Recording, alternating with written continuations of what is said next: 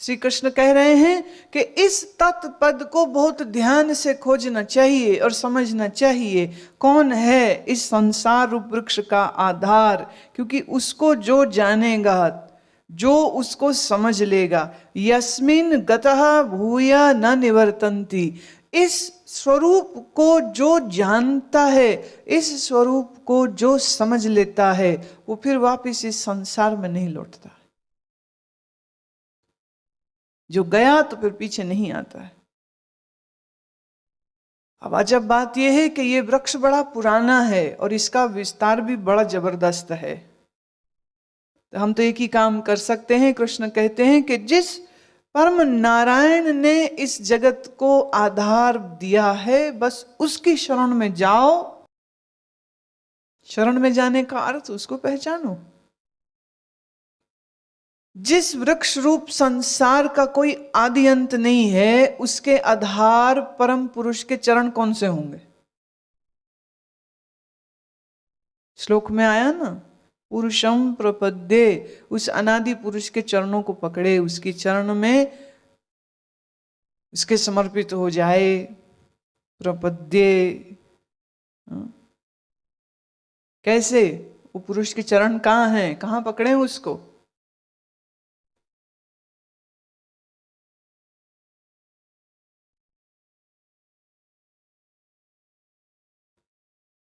तत्पद का कोई चरण नहीं है।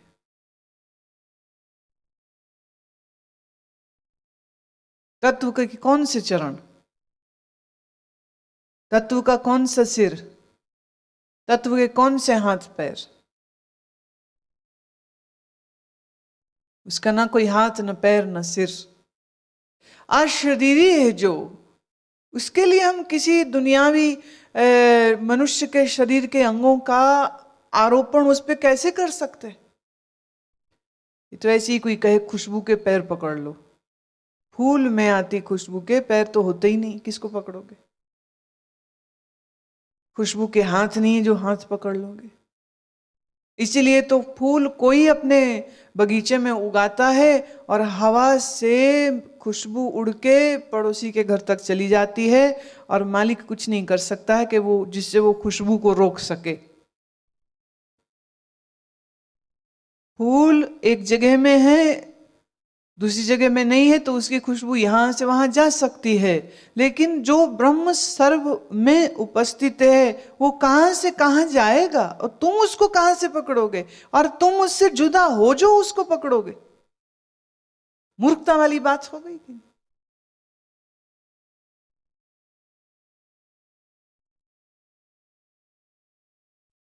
भगवान की शरण ये सिर्फ एक काव्यात्मक, एक गद्यात्मक संकेत भर है और कुछ भी नहीं। और मनुष्य की बुद्धि चूंकि उस तत्व ब्रह्म को समझ नहीं पाती है, तो एक फोटो, एक मूर्ति बना के उसके पैर जो बनते हैं मिट्टी वाले, उनको पकड़ के बैठ जाती है। ये भगवान के चरण। और फिर ये जो मिट्टी का बनाया हुआ तुम्हारा भगवान होता है, ये टूट भी जाता है, ये फूट भी जाता है, ये गल भी जाता है,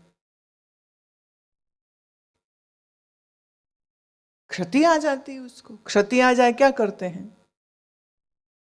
अक्षत मूर्ति की पूजा करते हैं। उस मूर्ति का कोई अंग भंग हो जाए, माने भक्त उसको स्नान कराता है, रखता है, इधर करता है, उधर करता है, और मान लो गिर गया, हाथ से फिसल गया, चोट लग गई, तो फिर उसे जाके जमुना में प्रवाहित कर देते कि अब तू पूजा करने के योग्य नहीं रह गया। नहीं, ये तो अच्छी बात है।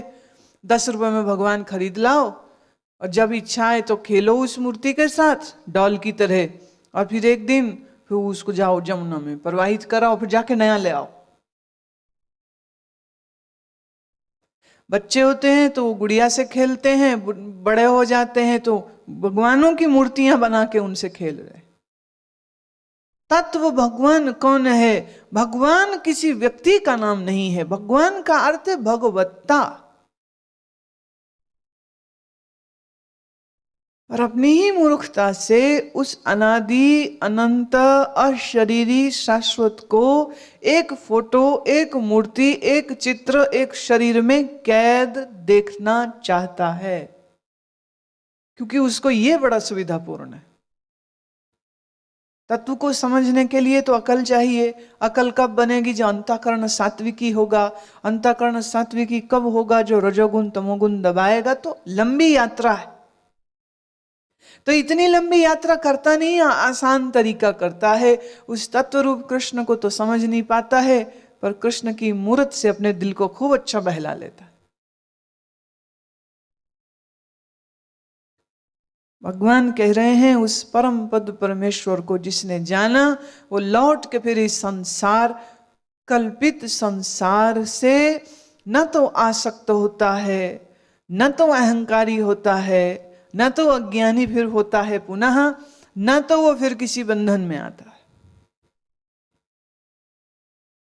निर्माण मोहा जित संग दोषा अध्यात्म नित्या विनिवृत्त कामः द्वंद्वैर्विमुक्तः सुख दुख संगैर् गच्छन्त्यमूढा पदव्ययम् ततः।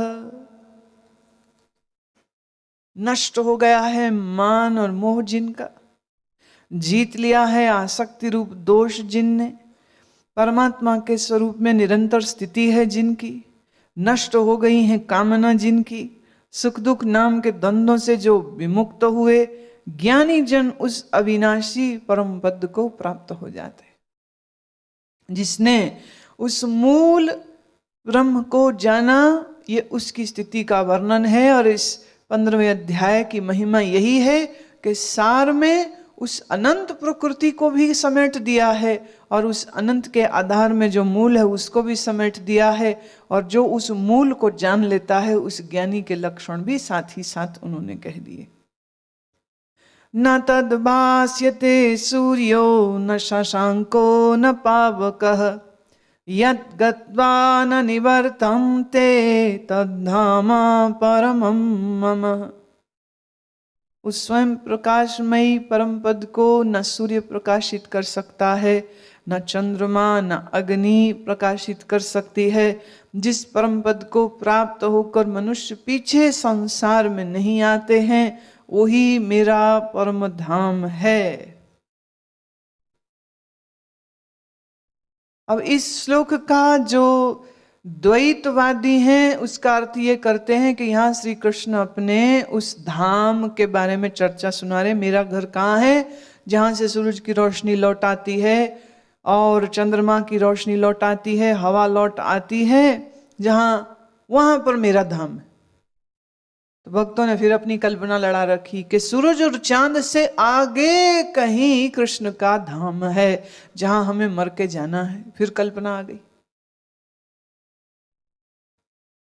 सत्य को समझना भी मुश्किल, सत्य को समेटना भी मुश्किल, सत्य को धारण करना भी मुश्किल। श्री कृष्ण की एक बाल लीला आती है कि बच्चे थे होंगे तो 1 साल के, तो अभी घुटने घुटने चलते रेंगते हैं जमीन पर, रेंगते रेंगते अपनी माँ के पास जाते हैं, चांद की तरफ अंगुली करके कहते हैं कि ये चाहिए। माँ कहती है कि बेटे ये चांद नहीं दे सकती हूं, हाथी घोड़ा पालकी कुछ ले ले, कुछ ले ले। रोते हैं, नहीं मुझे यही चाहिए। तो नंद बाबा जी वापिस आते हैं, बोले देखो तुम्हारा बेटा आज कैसी मांग कर रहा है, चांद मांग रहा है, चांद कहां से लाके दूं? नंद जी कहते कोई बात नहीं, कोई दिक्कत नहीं है, करते हैं इंतजाम। उन्होंने एक थाली में पानी भरा और वो थाली रखी कृष्ण के आगे। थोड़े ही समय में जल टिका जो थाली में, तो चंद्रमा का प्रतिबिंब उसमें आ गया। तो वो बच्चे को दिखाते हैं, कृष्ण को दिखाते कि देखो तुम्हें चांद ले दिया। कृष्ण हंसते हैं, मुस्कुराते हैं, पर उनकी इतने से तो तसल्ली होने नहीं वाली है, क्योंकि जन्म सिद्ध खोजी हैं। तो आगे पकड़ के, आगे जाके उस चांद को पकड़ने की कोशिश करते, पर जहां उन्होंने चांद को पकड़ने की कोशिश करी तो गया, तो फिर रोने चालू हो गए। तो भ्रम से किसी का दिल बहलता नहीं है। भ्रम से आपके चित्त के मान मोह की निवृत्ति नहीं होती है। तो रखे रखो तुम अपने मूर्तियों को, रखे रखो, खूब पूजो, पर याद रहे पूज पूज के भी तुम्हारे चित्त से मान मोह अहंकार नहीं जाने वाला। वो तब ही जाएगा जब इसी कृष्ण की, जिसकी तस्वीर की, फोटो की, मूर्ति की तू पूजा कर रहा है, इसी कृष्ण ने जो वचन दिए हैं उन वचनों को समझते हुए खोजे जाने, तो पता चलेगा कि कृष्ण का धाम क्या है और कृष्ण कौन थे। भगवान कह रहे न तद भास्यते सूर्यो न शशांको न पावकः। सूर्य, शशांक अर्थ चंद्रमा, पावक अर्थ है पवन। बोले तीनों मुझ तक नहीं पहुंच सकते। अब इसको आप यूं समझिए, सूर्य क्या है? मनुष्य के नेत्रों का देवता सूर्य है। सूर्य की रोशनी हो तो आंखें देखती हैं, और इन आंखों के अंदर भी देखने की ज्योति हो तो आंख देखती। और तुम्हारी आंख जब देखती है तो विभिन्न रंग भी क्या हैं? ये भी प्रकाश के ही तो अलग अलग, कटा फटा प्रकाश ही तो अलग अलग रंगों में गया। सूर्य की किरण जब फटती है तो रक्त बूंद की, जल की बूंदों में, जो बादल में बूंदे हैं, उन बूंदों में इंद्रधनुष बना हुआ दिख जाता है। इंद्रधनुष कहीं आसमान में है क्या? सच में दिखता है तो रोशनी, पर जब बादलों से छन के सूर्य की रोशनी इन जल बिंदुओं से गुजरती है तो फट जाती है। और यही सूर्य की किरण जो हमें पीली या सफेद दिखती है, वो 7 रंगों में आ जाती है। तो रंग क्या है? रंग भी रोशनी से ही जुड़े हुए। रंग तभी हैं जो रोशनी है, जो रोशनी ना हो तो रंग कोई नहीं है। तो नेत्रों की ज्योति ने सूरज की ज्योति से बाहर रंगों रूप ज्योति को देखा। तो सूर्य, नेत्र और रंग। अब ये सूर्य की रोशनी जड़ है, तुम्हारे नेत्र भी जड़ हैं, और जो रंग है ये भी जड़ है। और कृष्ण कह रहे हैं ना तद भास्यते सूर्यो, सूर्य मुझको भासना माने देखना, भासना माने प्रतीति करना। सूर्य मेरी प्रतीति नहीं कर सकता। क्या अर्थ निकल रहा है? आंखों से तुम उसको देख नहीं सकोगे, आंखों से उसकी प्रतीति नहीं होगी। अब यहां आंखें कहने चाहिए था, सूर्य क्यों कह रहे हैं? क्योंकि ये सूर्य शब्द कहने से उन्होंने एक बड़ा रहस्य छोड़ दिया है। मैं फिर कह दूं, श्लोकों के अंदर जो गहरे रहस्य हैं उनको समझने के लिए बड़ी तेजस्विता चाहिए। यही कारण है करोड़ों लोग गीता पढ़ते हैं पर करोड़ों लोग अर्जुन नहीं हो जाते, क्योंकि गीता के रहस्य को समझने के लिए कुछ और भी चीजें चाहिए जो मात्र शब्दों में तुम्हें मिलेंगी नहीं। बात देखो ना, ना तद भास्यते सूर्यो, सूर्य मेरे धाम को भासता नहीं है, देख नहीं सकता है, उसकी रोशनी मुझ तक नहीं आती। माने तुम्हारा नेत्र उसको देख नहीं सकेगा। तो इस श्लोक का जो गहरा अभिप्राय है वो ये है। और दुनिया के तमाम कृष्ण भक्त आंखों से ही उस ब्रह्म को देखने की कोशिश में, उस कृष्ण को देखने की कोशिश में लगे हुए। कब दिखेगा, कब दिखेगा, कब दिखेगा। और यहां वो स्पष्ट कह रहे न तद भास्यते सूर्यो न शशांको, चंद्रमा। चंद्रमा की बात करें तो चंद्रमा देवता है मन का। मन तुम्हारा घटता बढ़ता है ठीक वैसे ही जैसे चंद्रमा घटता बढ़ता है। और अगर मैं ज्योतिष के अनुसार चलूं तो जब चंद्रमा घट रहा हो ऐसे समय में जिनका चंद्र उनके ज्योतिष टेवे में, उनकी पत्रिका में किसी बुरे घर में बैठा हो या डेबिलिटेटेड हो, कमजोर हो, बाहर अमावस्या आएगी, इस आदमी के मन में भी अमावस्या आ जाएगी। ऐसा व्यक्ति जीवन में कोई सही तरह से न सोच पाएगा, न सही तरह से निर्णय कर पाएगा। और जब चंद्रमा अमावस्या से बाहर निकलकर उदय वैक्सिंग शुरू हो जाए, इसकी बढ़ने लग जाए, तो जिनके चंद्र कमजोर हैं ज्योतिष अनुसार, धीरे धीरे धीरे उनका मन जो है वो थोड़ा डिप्रेसिव मूड से बाहर आ जाएगा।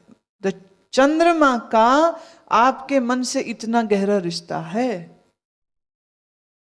इसीलिए एक मौनी अमावस्या को छोड़कर और किसी भी अमावस्या को शुभ नहीं जाना जाता। क्यों? चंद्रमा गया और तुमने सब काम मन से ही तो करने हैं। तो जब तुम्हारा मन अस्त हो रखा है तो तुम सही कैसे करोगे? ये मनोचिकित्सकों का ऑब्जर्वेशन है कि अमावस्या के दिनों में जाते जाते एक अजब सी डिप्रेशन आ जाती है तमाम लोगों के ऊपर, और खासकर जो मनोरोगी हैं वो तो बहुत ज्यादा।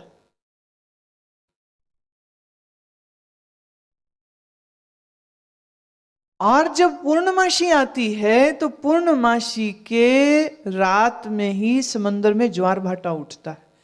अगर पूर्णमासी ना हो तो समंदर में ज्वार भाटे नहीं आते। अर्थ ये हुआ कि समुद्र में चंद्रमा की किरणों का इतना गहरा प्रभाव है। 50-50 फीट ऊंची लहरें उठ जाएंगी समंदर में,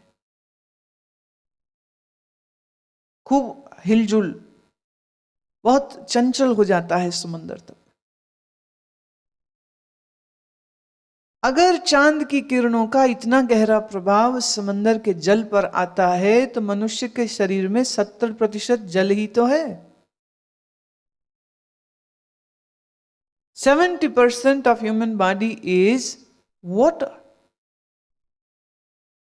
तो अगर चांद की किरणों का प्रभाव समंदर पर है तो क्या तुम्हारे शरीर और तुम्हारे मन पर नहीं आएगा?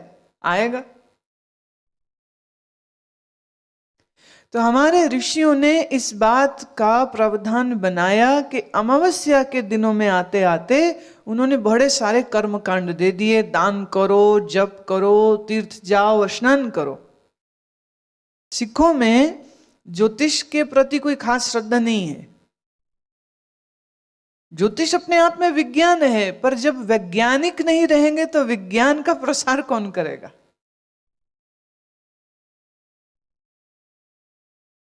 पर इसके बावजूद अमावस्या के दिनों में सिखों में भी अपने अपने गुरुद्वारों के सरोवर में जाकर स्नान करने का प्रावधान है।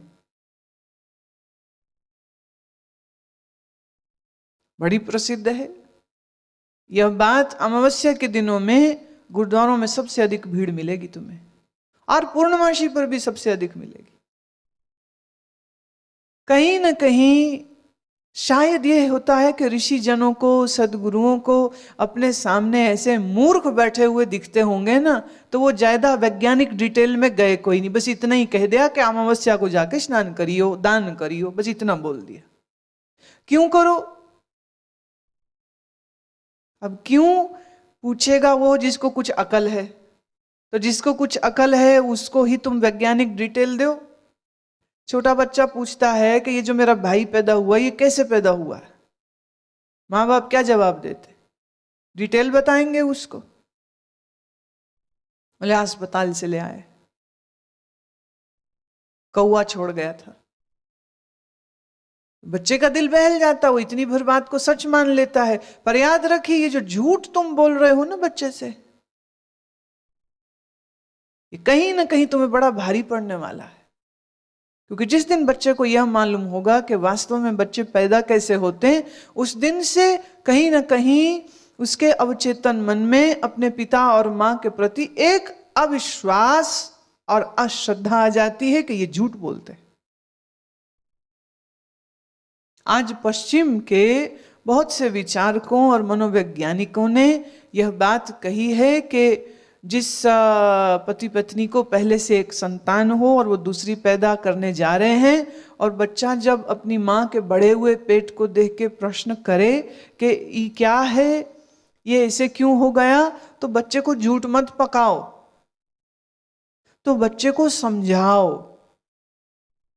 और बच्चे को समझाने का एक जो लेवल है, उस लेवल को भी बड़ी मैच्योरिटी से आप बता सकते हो कि बच्चे के पास कुछ बेसिक फैक्ट्स चले जाते हैं कि ये क्या है और क्यों है। Don't speak lie to your children.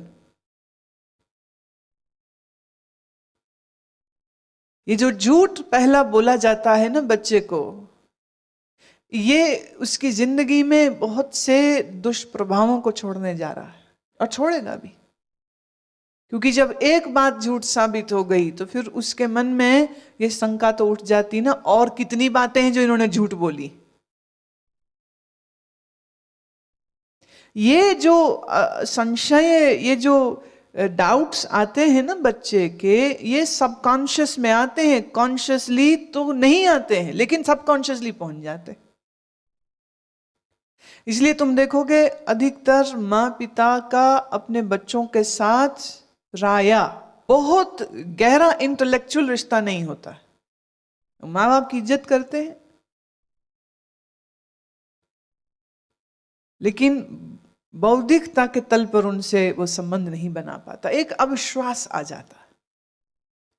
तो हमारे मन पर चंद्रमा का कितना गहरा प्रभाव ऋषियों ने उस समय पर देख लिया, और यह बात उन्होंने कही कि चंद्रमा ही मन का देवता है।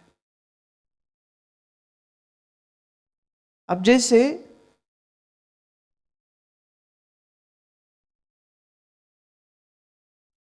चंद्रमा की रोशनी कृष्ण के धाम तक नहीं पहुंच सकती है, इस का अर्थ क्या निकला कि तुम्हारे मन की पहुंच कृष्ण के धाम तक नहीं है। न पाव कहा, ऐसे ही वायु का अनुभव तुम्हें तुम्हारी त्वचा से होता है।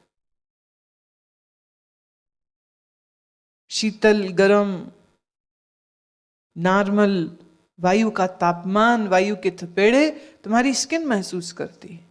न पाव कहा, इसका गहरा अर्थ देखे तो यह मिलता है कि उस कृष्ण के धाम को तुम अपनी त्वचा से छू नहीं सकोगे, स्पर्श नहीं कर सकोगे। तो अर्थ क्या हुआ कि ईश्वर ब्रह्म शरीर से अतीत और परे है, मन से अतीत और परे है, और आंखों से भी अतीत और परे है। यद्गत्वा न निवर्तन्ते तद्धाम परमं मम। उल्टे जहां जाकर ये चांद, सूरज और हवा वापिस लौट आते हैं, वहीं पर मेरा धाम है। माने जो तुम अपने भीतर उतरे, देह मन बुद्धि से परे गए, तो अब त्वचा तो बाहर रह गई ना, अंदर थोड़ी गई। आंखें बाहर रह जाएंगी, अंदर थोड़ी गई। ऐसे ही एक स्थिति वो आएगी कि जब मन भी बहुत बाहर रह जाएगा और तुम मन अतीत हो जाते हो। तो मन अतीत अवस्था में, जहां मन, नेत्र, स्पर्श इंद्री पहुंच नहीं सकते हैं, वहीं से तो भगवान का घर शुरू हुआ। ये उसके दाम की बात हो रही है। आगे आता है श्लोक, ममैवांशो जीवलोके जीवभूत सनातनः मनः षष्ट्यानि इंद्रियाणि प्रकृतिस्थानि कर्षति। इस देह में यह जीवात्मा मेरा ही सनातन अंश है, और वही इस त्रिगुणमयी माया में स्थित हुआ मन सहित 5 इंद्रियों को आकर्षित करता है। ममैव अंशो जीवलोके। जीव कौन है? वो कहते मेरा ही अंश है। मैं कौन है? वो भी बोल के हटे, न तद्भासते सूर्यो न शशांको न पावका। उस अविनाशी ब्रह्म का ही अंश जीव है, और यह जीव सनातन है। और यही जीव जो सनातन अंदर बैठा है मन बुद्धि अंतःकरण में, यही बाहर विषयों को भोगता है, इंद्रियों के द्वारा, सेंस ऑर्गन्स के द्वारा बाहर संसार से संबंध बनाता है। शरीरम यद्वाप्नोति यच्चाप्यतु क्रामतीश्वरः गृहीत्वैतानि संयाति वायुर्गंधा निवाशयात। वायु गंध के स्थान से गंध को जैसे ग्रहण करके ले जाता है, देह आदिकों का स्वामी जीवात्मा भी जिस पहले शरीर को त्यागता है, उससे मन सहित इंद्रियों को ग्रहण करके फिर जिस शरीर को प्राप्त होता है तो उसमें चला जाता है। अब ये बात कर रहे हैं एक जन्म से दूसरे जन्म में जब जीव जाता है तो क्या होता है, या मृत्यु उपरांत क्या होता है, उसका वर्णन कर रहे हैं। जैसे हवा आए तो फूलों से खुशबू को लेके चली गई, फूल वहीं रह गए, खुशबू निकल गई।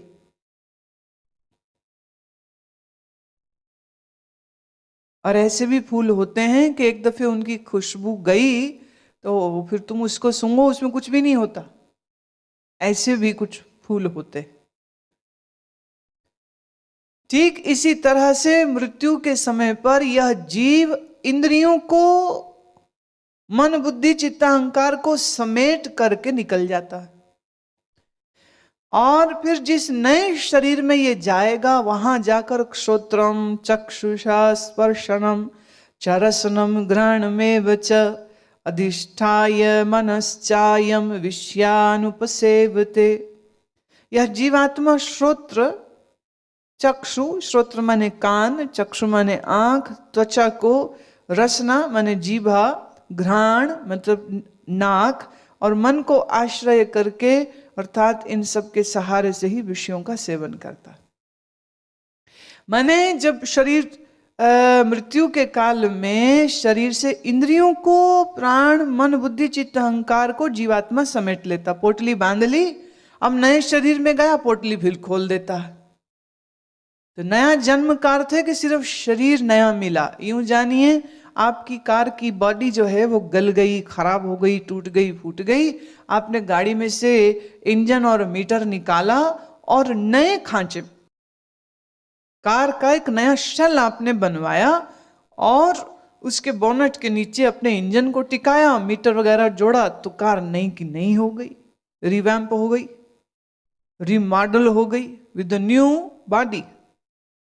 इंजन वही है। तो जिसका जन्म हुआ आज, उसका शरीर भले एक दिन का हो, लेकिन उसका मन बड़ा पुराना,